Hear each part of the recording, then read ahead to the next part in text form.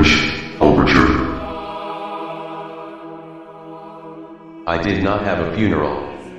No gathering of loved ones to send their caring thoughts and memories for me so that I may cross over to the other side and rest in peace. My body was not laid in a casket with respect and returned to Mother Earth for the worms to make a healthy meal of me, as the divine has naturally orchestrated. My rotting corpse lies where I took my last breath, still chained to the torture rack and entombed in the cell where I expired. My death was not from natural causes, or for anything honorable, like a soldier's. My death was not peaceful, nor swift. My murderer took her time, enjoying her work, and feeding on my torment. And, when she grew weary of my immovable will, she cut my neck with a fatal blow and savored the final glory of the kill, as my blood poured forth and pooled around her ankles.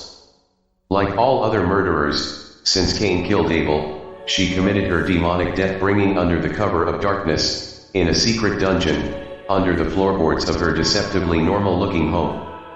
And, so, nobody knows that I have been murdered.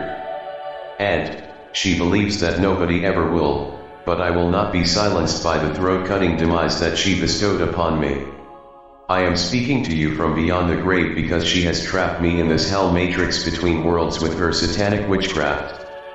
My spirit cries out in constant torment, swirling within the diseased cesspool of this witch's diabolical Luciferian labyrinth, seeking justice for the deception that lured me into this house of horrors and praying to be once again returned to the light, for which I yearn without ceasing. What follows here is a collection of messages that I sent to my tormentor, Catherine Mean, over the course of 9.5 weeks, while she kept me alive and tortured me for her amusement. It is a record of my confusion, of denying my inner knowing in favor of the dream spell illusion that everything I've ever wanted, her affection, her empathy, her recognition, was just around the corner.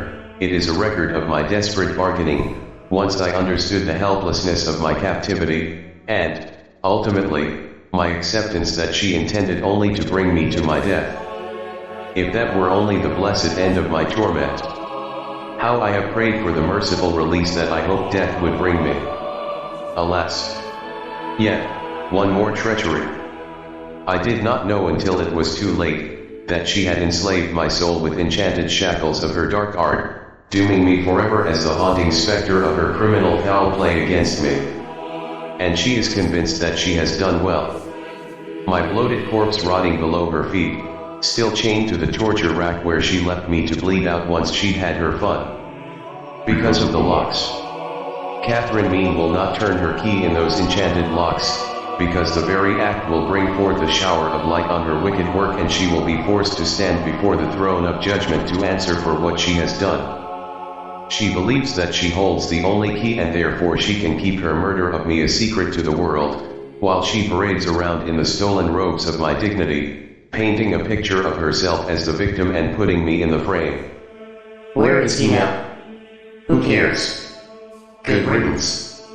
He was such a victimizer. What do you mean? What smell? But she does not have the only key. The truth is the key. The ring of truth will set my soul free. And, so, I am the wailing spirit in the still of the night. You will know when you hear it. The ring of truth can be heard in my earnest words that follow.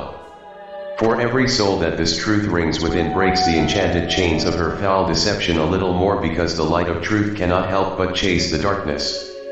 And so, for restoration, I pray. For the light of day.